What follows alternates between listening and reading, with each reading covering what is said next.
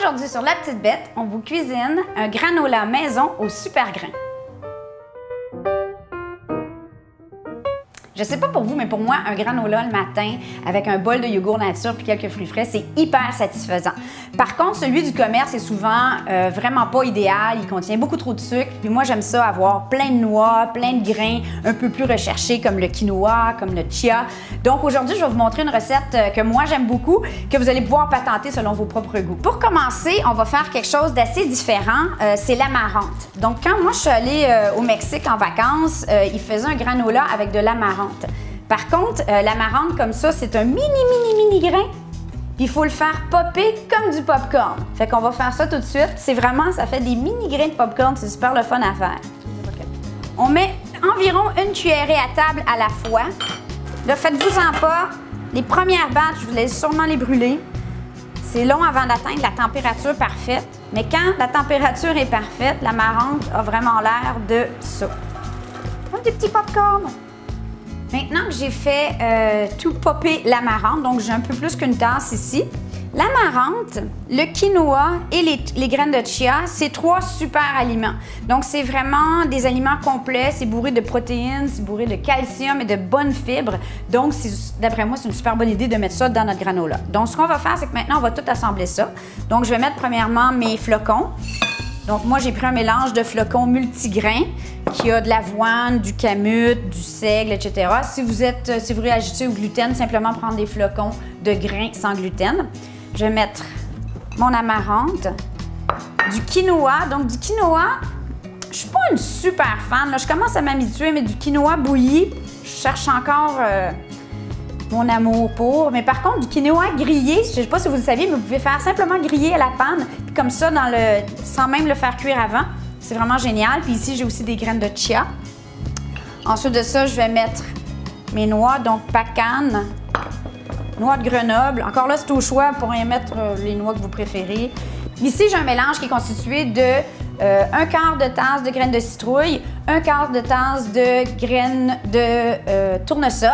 J'ai une demi-tasse d'amandes effilées et j'ai une demi-tasse de graines de sésame. J'avais juste des graines de sésame grillées. Idéalement, on prendrait des graines de sésame non grillées vu que ça s'en va griller au four, mais bon, on va prendre ce qu'on a.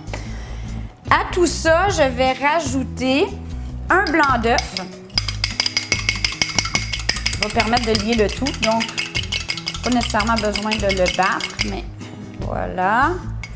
Je vais rajouter une demi-tasse d'huile d'olive. Vous pourriez aussi prendre de l'huile de coco que vous avez fait fondre avant. Ça serait très bon. Une demi-tasse de sirop d'érable.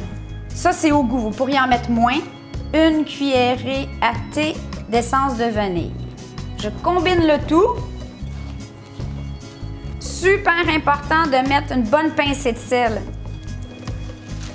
J'ai pris une plaque. Je vais verser. Normalement, ça prend 2 plaques environ, mais on va voir, là. Donc, je l'étale sur une épaisseur d'environ peut-être 1 cm, pas plus. Ensuite, j'enfile mes 2 plaques au four à 300 degrés pour environ 45 minutes. Ou vous pourriez aussi le mettre à 275 à convection ou chaleur tournante qui rôtit. Là, ça va être un petit peu moins long, peut-être une demi-heure. Toujours surveiller. Le but, c'est que ça grille un peu. Puis vous allez devoir aussi touiller en cours de route. Après 10-15 minutes, vous allez mélanger, le remettre au four un autre 10-15 minutes. Donc, vous allez faire 2 fois 2 brassages durant la cuisson. Quand votre granola est bien grillé comme ça, on le sort du four, vous laissez refroidir un petit peu. Et c'est à ce moment-là que vous allez pouvoir rajouter des fruits secs si vous voulez. Ça pourrait être du chocolat. Ma dernière minute d'humilité, c'est que moi, j'aime beaucoup... premièrement, j'aime vraiment pas les raisins secs. Alors, j'avais pris des pommes séchées, comme ça, de cette marque-là. Pommes séchées, c'est super bon. Et des mûres séchées. Et il y a une fois, quand j'ai fait mon granola, j'avais mis et les pommes et les mûres avec le mélange au four, puis c'est devenu des espèces de chips presque brûlés. Donc, il faut vraiment le mettre par la suite. C'est totalement optionnel. Évidemment, si vous mettez du chocolat noir, ben attendez que ce soit complètement froid parce que vous allez vous ramasser avec une fondue au chocolat avec des grains dedans. Puis là, tout simplement, dans votre plat, vous rajoutez vos fruits. Ici, j'ai des mûres séchées. Donc, même chose. Puis là, on rajoute ça directement avec notre granola. Pour le service, ben là, évidemment, à chacun ses goûts, mais moi, j'aime bien avoir un yogourt nature. Je mets mes petits fruits frais, donc peu importe. Là, on est en pleine saison des fraises, donc j'en profite. Je mets mes petites fraises. Ensuite de ça, je recouvre de mon granola maison. Ça n'a tellement rien à voir avec du granola acheté en commerce. Une fois prêt, votre granola va se garder environ 3 semaines. Donc, c'est quand même une bonne batch, la recette qu'on a là. Vous pourriez, à ce moment-là, si vous êtes seul à la maison ou la seule personne qui aime le granola, le congeler. Moi, j'ai fait ça souvent, je le mets en ziploc, je congèle la moitié parce que les noix peuvent éventuellement et vont rancir. Puis là, ben, ça serait trop triste. Quel crime. C'est un super déjeuner ou une super collation à amener au bureau. Moi, je traîne mon petit granola dans un petit pot, j'ai mon yogourt, mes fruits, puis et voilà.